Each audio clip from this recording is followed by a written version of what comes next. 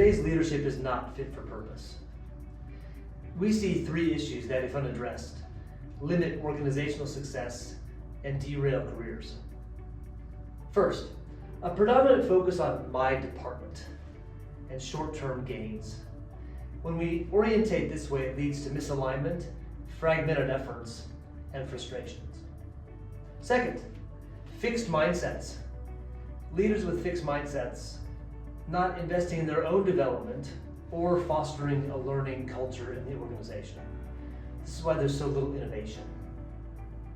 And third, we know that many leaders were promoted for technical expertise, and sometimes late in their career, they lack people leadership skills, resulting in disengaged employees and high turnover rates. Over the next decade, the most successful organizations will be guided by leaders who align their teams with the company strategy, cut through silos, organize for agility, and empower the whole. Sounds great, right? But where's the playbook? Well, I've taken 25 years of experience and an engineer's approach to develop a system, and now advise C-suite leaders on how to scale their business by scaling enterprise leadership. Welcome to the first video in the Enterprise Leadership series. I'm Eric, one of the directors at the Lighthouse Group. Enterprise leadership is a state. There's four things that describe that state. First, there's a real focus on organizational outcomes.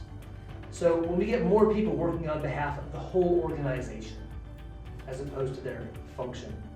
Second, it's actually an aligned system. It's aligned both horizontally across different silos and functions and vertically, where everyone knows their role in creating value.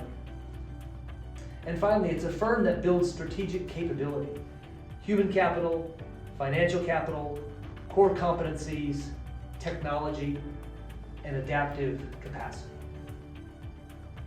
So what are some symptoms or some signs that enterprise leadership might be lacking in your organization?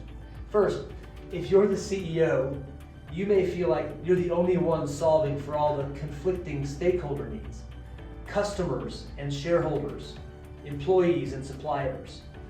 All of these groups need different things. Second, you may get the sense that the whole is not greater than the sum of its parts, that somehow our collective intelligence is less than our individual intelligence. Or finally, you'll notice that execution feels clunky, like a sputtering engine, where it almost takes individual heroics to cut across the organization in order to achieve customer outcomes. So you're convinced, you'd love to create some enterprise leadership. What are some barriers you can anticipate? We see three primary friction points. First, organizations are not designed for enterprise. KPIs are set in functions. It's more difficult to measure end to end. Second, people by nature tend to build fiefdoms or little kingdoms. It's very rare to see senior leaders sharing resources across. And third, many individual leaders lack the ability to see the bigger picture. Now, in our experience, what's required is a systematic approach. Engineered properly, go slow to go fast. And the system to activate requires three elements. First, alignment, from top to bottom and bottom to top. Second, change, the leader and team capacity to continuously adapt to the changing external environment. And third, empowerment. We need a robust bench of leaders with modern mindsets, skill sets, and tool sets throughout the organization. All of this delivered systematically using a roadmap will lead to enterprise leadership. So what can you expect when you make this investment? What can you expect as an outcome? Well, it's something that we only get a few times in our career, which is everyone working and winning together. In fact, we call this the feeling, the exhilaration of collective high performance achievement, and it's all too rare. So where would you get started?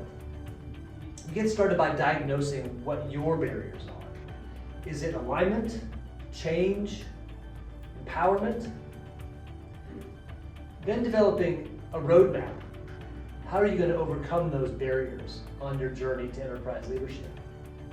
And then taking the sequential steps. And when you have this roadmap, you'll feel clear and in control. You'll feel confident that you have a system and a roadmap to get you to the outcome that you want.